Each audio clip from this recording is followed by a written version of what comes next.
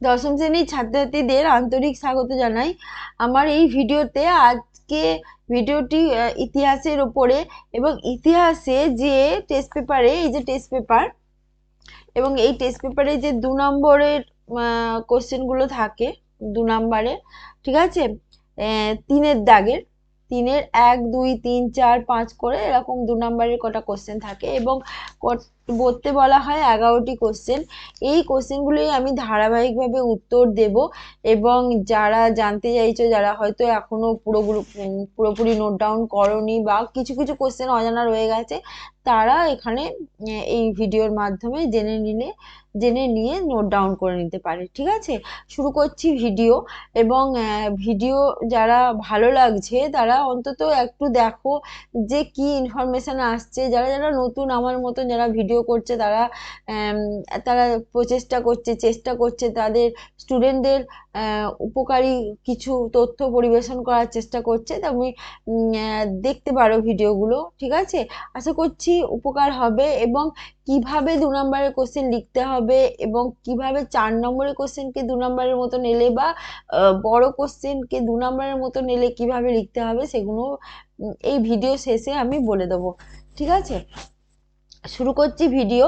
এই যে টেস্ট পেপারটি দেখালাম, যেটা হচ্ছে 20-21-এর পর্ষদের টেস্ট পেপার, এবং এখানে 138 নম্বর পেজ এ আছে ইতিহাসের 2 নম্বরের কোশ্চেন, এবং সেই ইতিহাসের 2 নম্বরের কোশ্চেনগুলোর অ্যান্সার আমি পরপর বলছি। যেটা প্রথম কোশ্চেনটি আছে সেটা হচ্ছে স্থানীয় ইতিহাস চর্চা কেন গুরুত্বপূর্ণ। ঠিক আছে, কোশ্চেনটা আবার বলি, স্থানীয় ইতিহাস চর্চা কেন গুরুত্বপূর্ণ। উত্তর হবে সংশ্লিষ্ট জায়গাকার যে লোক পরম্পরা, শিল্প স্থাপত্যের বিকাশ এবং আর্থ সামাজিক বিবর্তন প্রভৃতি জানার জন্য স্থানীয় ইতিহাস চর্চা খুবই গুরুত্বপূর্ণ। দ্বিতীয় কোশ্চেনে আসি, সরকারি নথিপত্র আধুনিক ইতিহাস চর্চায় কতটা মূল্যবান তথ্য পরিবেশন করে। ঠিক আছে, কতটা মূল্যবান তথ্য পরিবেশন করে সরকারি নথিপত্র। এর উত্তর হবে এগুলির মাধ্যমে সমকালীন ঘটনার পিছনে সরকারি মনোভাব ও ভূমিকাটি বোঝা যায়, এবং সেই কারণে পুলিশ সূত্রে এগুলো খুব গুরুত্বপূর্ণ প্রমাণ হিসেবে দেখা হয়। ঠিক আছে, সরকারি নথিপত্রকে। আচ্ছা, তৃতীয় কোশ্চেনে আসি, সংবাদপত্র ও সাময়িক পত্রের মধ্যে তফাৎ কোথায়। তোমরা সবাই জানো যে সংবাদপত্র এবং সাময়িক পত্র খুব গুরুত্বপূর্ণ একটি বিষয় হচ্ছে ইতিহাসের ক্ষেত্রে। ঠিক আছে, এবং এখানে এর পার্থক্য জানতে চাওয়া হয়েছে। দেখো, সংবাদপত্র আর সাময়িক পত্র দুটোই কিন্তু তথ্য পরিবেশন করে, ঠিক আছে। আর সাময়িক পত্রকেও তুমি কিন্তু সংবাদপত্রই বলবে। এখানে তফাৎটা কি হয়, সংবাদপত্র এবং সাময়িক পত্র দুই সমকালীন ইতিহাস পরিবেশন করলেও উভয়ের মধ্যে পার্থক্য রয়েছে। সংবাদপত্রের মাধ্যমে প্রতিদিনের ঘটনা প্রকাশিত হতে পারে, কিন্তু সাময়িক পত্রগুলো কেবল প্রতিদিনের ঘটনা নয়, রাজনীতি, ইতিহাস, দর্শন, বিজ্ঞান, সমাজতত্ত্ব এ প্রভৃতি নিয়ে একটা বিস্তারিত আলোচনা চলে, যেটা হচ্ছে তোমার সাময়িক পত্রে। ঠিক আছে, সাময়িক পত্র কি হতে পারে, দৈনিক হতে পারে, সাপ্তাহিক হতে পারে, পাক্ষিক হতে পারে, মাসিক হতে পারে। ঠিক আছে, এই সমস্ত হতেই পারে। আচ্ছা, পাশ্চাত্য শিক্ষার প্রসারে ডেভিড হেয়ারের ভূমিকা লেখো। দেখো, পাশ্চাত্য শিক্ষা প্রসারে ডেভিড হেয়ারের ভূমিকা নিয়ে 4 নম্বরের কোশ্চেন আসতেই পারে, 8 নম্বরের কোশ্চেন আসতে পারে, কিন্তু এক্ষেত্রে বলা হয়েছে 2 নম্বরের কোশ্চেন। তাহলে খুবই ছোট করে, তার ভূমিকাটা তো ছোট করা যাবে না। ঠিক আছে, ভূমিকাগুলোকে অল্প সেন্টেন্সের মধ্যে, অল্প মানে বাক্যের মধ্যে বলতে হবে। স্কটল্যান্ডের ঘড়ি প্রস্তুতকারক ডেভিড হেয়ার ঘড়ির ব্যবসা করে একসময় প্রচুর অর্থ উপার্জন করেছিলেন। এই অর্থ তিনি ভারতে এসে পাশ্চাত্য শিক্ষায় প্রসারে ব্যয় করেন অত্যন্ত আন্তরিকতার সঙ্গে। তারই উদ্যোগে 1817 খ্রিস্টাব্দে কলকাতায় হিন্দু কলেজ স্থাপিত হয়, এবং 1818 সালে পটলডাঙ্গা একাডেমি স্থাপিত হয়, যার বর্তমান নাম হচ্ছে হেয়ার স্কুল। বাংলা ও ইংরেজি পাঠ্যপুস্তক রচনার উদ্দেশ্যে স্কুল বুক সোসাইটিও স্থাপিত হয়। ভারতবর্ষীয় ব্রাহ্ম সমাজ কেন বিভক্ত হলো। আচ্ছা, এর উত্তর হচ্ছে ভারতবর্ষীয় ব্রাহ্ম সমাজে তরুণ সদস্যের সঙ্গে যারা তরুণ সদস্য ছিল, যারা মূল ব্রাহ্ম সমাজের মধ্যে সংযুক্ত ছিল, সেই তরুণ সদস্যের সঙ্গে কেশবচন্দ্র সেনের একটা মতবিরোধ তৈরি হয়। কারণ কারণ কেশবচন্দ্র ব্রাহ্ম সমাজের যে বাল্য বিবাহ নিষিদ্ধ আইন ভেঙে নিজ নাবালিকা কন্যার সঙ্গে কোচবিহারের মহারাজার বিবাহ দিয়েছিলেন।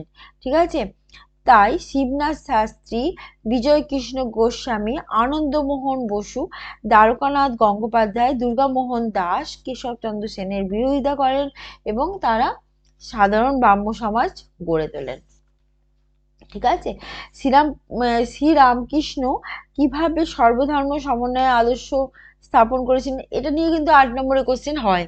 ঠিক আছে, আচ্ছা, কোন ধর্মমত শ্রেষ্ঠ এই নিয়ে যখন সমাজ সংসার তোলপাড় হয়ে যাচ্ছে, ঠিক সেই সময় এবং হিংসার একটা বাতাবরণ তৈরি হচ্ছে, ঠিক সেই সময় আবির্ভূত হলেন শ্রী শ্রী রামকৃষ্ণ পরমহংস দেব, এবং তিনি সহজ সরল ভাবে বুঝিয়ে দেন যে প্রতিটি ধর্মের মাধ্যমে কিন্তু ঈশ্বরের কাছে পৌঁছানোর একটা আকাঙ্ক্ষা মানুষের মধ্যে থাকে। তিনি বোঝান যে ধর্মীয় আড়ম্বর আচার অনুষ্ঠান সকলও হলো বাহ্যিক লোকাচার এবং আন্তরিক ভক্তির দ্বারা ঈশ্বরকে পেতে হয়। তাই ঈশ্বর লাভের যে কোনো পথেই যাওয়া হোক না কেন, ঈশ্বর প্রাপ্তি ঘটবে। কোনো পথ সেরা কোনো পথ নিকৃষ্ট এরকম কোনো ব্যাপার নেই। ঠিক আছে, যত মত তত পথ, এই কথা তিনি বলে সর্বধর্ম সমন্বয়ে সাধন করেন। ঠিক আছে, আচ্ছা, পরের কোশ্চেনে আসি। 7 নম্বর কোশ্চেন, সন্ন্যাসী ফকির বিদ্রোহ কেন ব্যর্থ হলো? তোমরা দেখে নিতে পারো ওই টেস্ট পেপারটি 2021-22 যে টেস্ট পেপারে ইতিহাসের প্রথম চ্যাপ্টারে এই কোশ্চেনগুলোই আছে। ঠিক আছে, সন্ন্যাসী ফকির বিদ্রোহকে অনেকে বলেন দস্যুর উন্মাদনা, কারণ ভবানী পাঠক, দেবী চৌধুরানী প্রমুখ বিখ্যাত দস্যু ডাকাত ছিল এর নেতা। লুটপাট করা ছিল এদের প্রধান উদ্দেশ্য, কোনো বিশেষ উদ্দেশ্য বা সংগঠন ছিল না, পরিকল্পনাও ছিল না, তাই এই বিদ্রোহটি ব্যর্থ হয়ে যায়।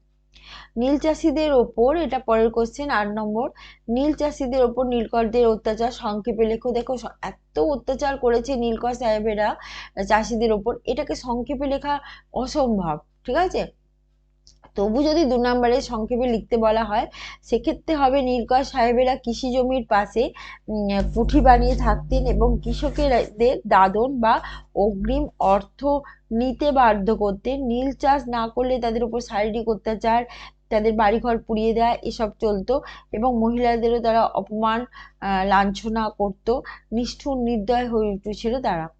ঠিক আছে, আচ্ছা, 9 নম্বর কোশ্চেন, মহারানী ঘোষণাপত্রের গুরুত্ব লেখো। আমি বিভিন্ন রকমের সহায়িকা দেখেছি, এই কোশ্চেনটি কোথাও নেই। ঠিক আছে, আচ্ছা, গুরুত্ব কিন্তু ভালো মন্দ দুই হতে পারে। গুরুত্ব মানে ইম্প্যাক্ট, কি কি তার প্রভাবটা কি পড়েছিল, কি সমাজ জীবনে কি কি ঘটনা ঘটেছিল, তার ফলপ্রসূটা কিভাবে দেখা গেল, সেটাই।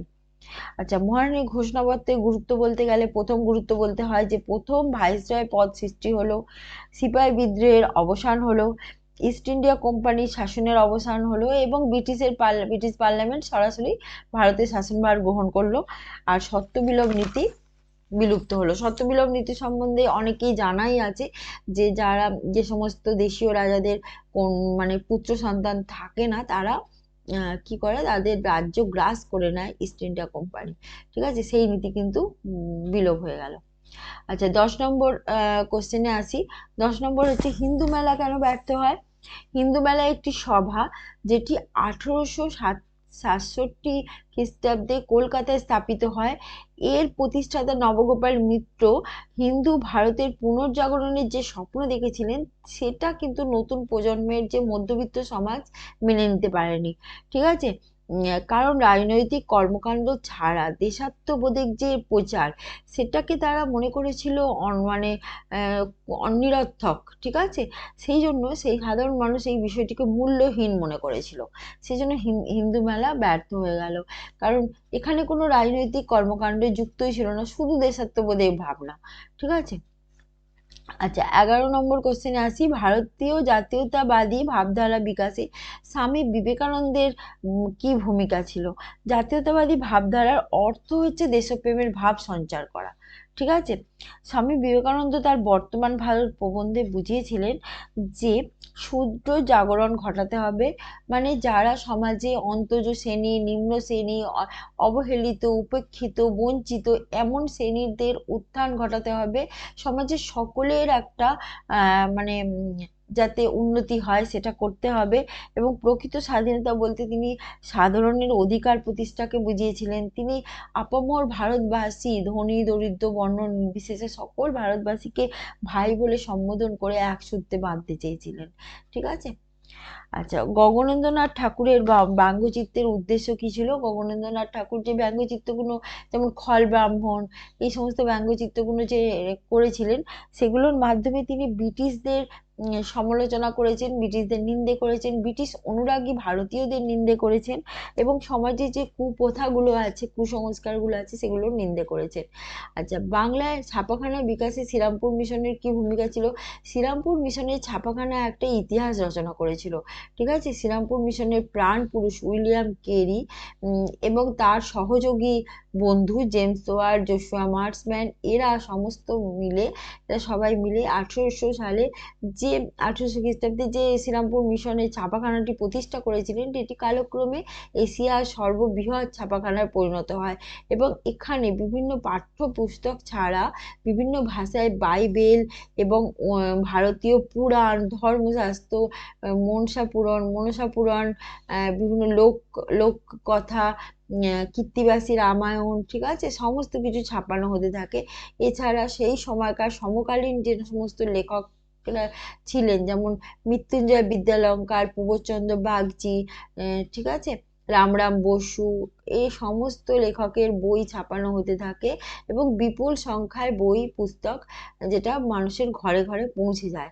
ঠিক আছে। এছাড়া শিক্ষার বিস্তারে কিন্তু এই ছাপাখানা অগ্রণী ভূমিকা গ্রহণ করেছিল। সেই জন্য বলা যেতে পারে শ্রীরামপুর মিশনের ছাপাখানার ভূমিকা ছিল মানে অনস্বীকার্য। ঠিক আছে, অসাধারণ ভূমিকা ছিল। আচ্ছা, এই তো গেল 13টি কোশ্চেন। এবং এখানে আমি লাস্টে ভিডিও শেষে বলতে চাই যে কিভাবে বড় কোশ্চেনকে ছোট করে লিখবে। দেখো, যখন বড় কোশ্চেন আসে, যেখানে বলা হচ্ছে যে যেখানে যেগুলো 4 নম্বরের মতন করেই বলতে হবে, ঠিক আছে, এতটাই বড় আছে, কিন্তু সেটা 2 নম্বরের মতন লিখতে হবে। সেখানে প্রত্যেকটি বাক্যের মধ্যে যে মূল কথাটি আছে সেগুলোকে ধরে ধরে এবং কমা দিয়ে দিয়ে লিখে যেতে হবে। ঠিক আছে। যেমন যদি আমরা বলি, যেমন খেলাধুলার ইতিহাসের গুরুত্ব লেখো, ঠিক আছে, এটা 4 নম্বরে হতে পারে, 2 নম্বরে হতে পারে। দেখো, খেলাধুলার ইতিহাসের যদি 4 নম্বরে হয়, তাহলে আমরা প্রত্যেকটা গুরুত্বকে সেন্টেন্স করে লিখবো, বাক্য করে লিখবো। ঠিক আছে। আমরা বলতে পারি যে খেলাধুলার মাধ্যমে জাতীয়তাবোধের উন্মেষ ঘটে, ঠিক আছে, খেলাধুলার মাধ্যমে শরীরচর্চা হয়, এবং খেলাধুলার মাধ্যমে সমকালীন ইতিহাস সম্পর্কে, সেই সময়কার আর্থ সামাজিক এবং মানুষের রুচিশীলতা, তারপরে তাদের পছন্দ অপছন্দ সমস্ত কিছু সম্পর্কে জানা যায়, সংস্কৃতি সম্পর্কে জানা যায়। ঠিক আছে। এই সমস্ত আমরা মানে বিস্তারিত লিখতে পারি 4 নম্বরের ক্ষেত্রে। যখন এটা 2 নম্বরে আসবে, তখন এটাকে ছোট করে বক্তব্য তো আমরা সবই ধরাবো। যেমন আমরা বলবো যে খেলাধুলার ইতিহাসের মাধ্যমে আমরা সমকালীন মানুষের সংস্কৃতি, লোকাচার, তাদের রুচি, তাদের যে সমস্ত সামাজিক পরিকাঠামো, ঠিক আছে, সমস্ত কিছু সম্পর্কে বিস্তারিতভাবে জানা যায়। ঠিক আছে। তাহলে আমরা প্রত্যেকটা পয়েন্টকে সেন্টেন্স করছি যখন আমরা 4 নম্বরে লিখছি, আর পয়েন্টগুলোকে আমরা ছোট ছোট সেন্টেন্সগুলোকে একটা ছোট্ট করে পয়েন্ট করে একটা শব্দের মধ্যে ধরিয়ে নিয়ে সেটা আবার বাক্যে লিখছি, অনেকগুলো পয়েন্ট হয়ে যাবে একটা বাক্যের মধ্যেই। ঠিক আছে। এইভাবে 2 নম্বরের কোশ্চেন লিখতে হবে। কারণ কোনো পয়েন্ট বাদ দেওয়া যাবে না। বাদ দিলে এরকম নয় যে মূল কথাগুলো নিয়ে তুমি 2 নম্বরে লিখবে, এরকম না, সবই ধরাতে হবে, কিন্তু ছোট করে লিখতে হবে, বাক্য বেশি ব্যয় করা যাবে না। ঠিক আছে। এরকম আরো যদি কোশ্চেন জানতে চাও, আমি পরের ভিডিওতে আবার এরকম 13-14টা 2 নম্বরের কোশ্চেন অবশ্যই বলে দেবো। দেখতে থাকো ভিডিও। ঠিক আছে। এবং ভিডিও ভালো লাগলে লাইক করো, শেয়ার করতে ভুলো না। শেয়ার করলে কিন্তু অনেকেই জানতে পারবে, এবং এই যে আমার জানানোর প্রচেষ্টা, উদ্যোগ, এটা অনেক বেশি ফলপ্রসূ হবে। ঠিক আছে। আমি এরকম জানাতেই চাই, সবাই যাতে জানো, বোঝো। ঠিক আছে। আজকে এই পর্যন্ত, বাই।